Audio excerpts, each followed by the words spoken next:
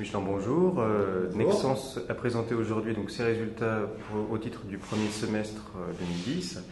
Et donc vos résultats font état d'un chiffre d'affaires à cours des métaux constants en baisse organique de 5,3% par rapport à l'année dernière, à la même période.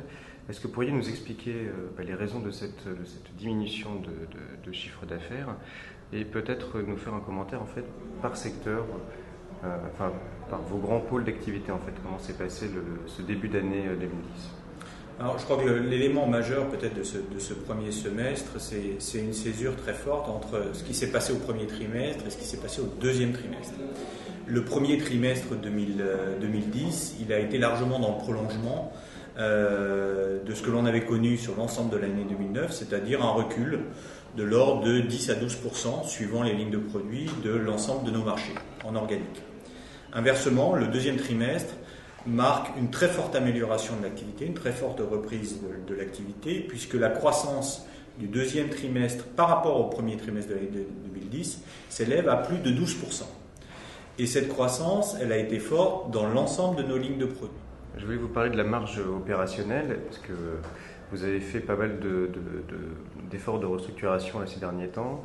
Est-ce que vous pourriez justement nous en parler un petit peu, nous donner un peu l'impact que ça a eu sur cette marge opérationnelle cette période du premier semestre 2010? Alors, la marge opérationnelle pour le premier semestre de cette année, elle s'établit à 4%, rapportée au chiffre d'affaires. Donc, elle est à peu près en ligne avec les éléments qu'on avait communiqués en début d'année.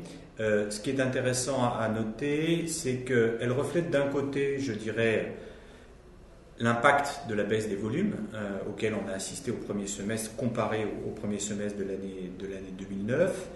Elle traduit une légère compression des marges dans des marchés très très ciblés. Là, je fais référence essentiellement à la basse tension, aux lignes aériennes ou aux câbles bâtiments, où là, effectivement, on a assisté à une légère compression des marges par rapport à l'année 2009. Et ces éléments, je dirais, moins favorables ont été compensés par la poursuite de la baisse des frais fixes, grâce aux actions de restructuration qui ont été engagées dès le premier trimestre de l'année 2009 par le groupe. Et je dirais deuxièmement, par une meilleure gestion de la sous-activité dans nos usines. Alors justement, qu'est-ce que vous anticipez pour le second semestre? Qu'attendez-vous en fait comme type de perspective?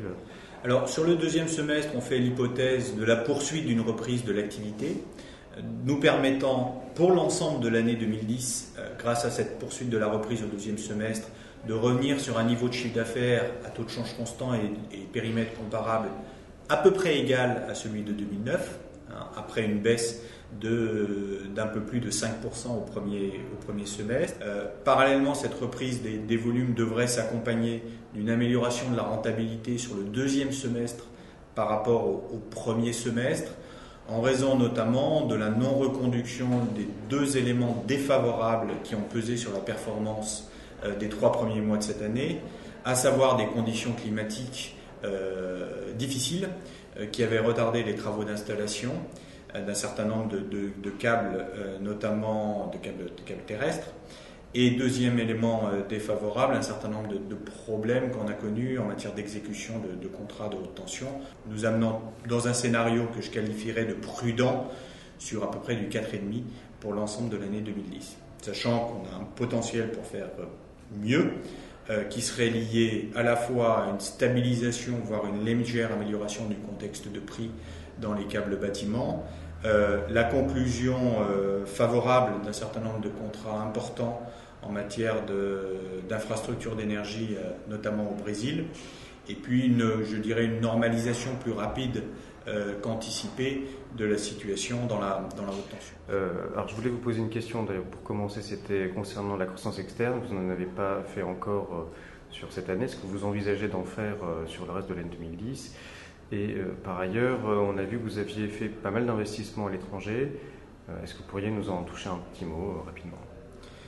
Alors concernant notre exposition, je dirais au grand international, aujourd'hui, les pays émergents représentent un peu plus d'un tiers du chiffre d'affaires total du groupe.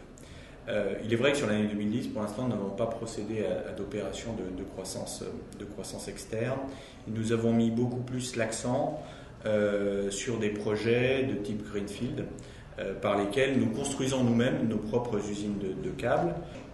Aujourd'hui, la structure bilancielle du groupe, la structure financière du groupe, permettrait d'envisager sans problème des opérations de croissance externe de taille comparable à celles que l'on a réalisées en Australie ou de celles qu'on a réalisées en Amérique du Sud. Aujourd'hui, il n'y a pas, je dirais, dans le pipe d'opérations imminentes dont je pourrais parler ce matin. En tout cas, le développement au grand international reste une priorité du groupe. Nous continuons à y investir de manière significative en termes d'équipement, en termes de recherche et développement aussi. Et je crois que ça restera un des axes majeurs de développement pour le groupe dans les prochaines années.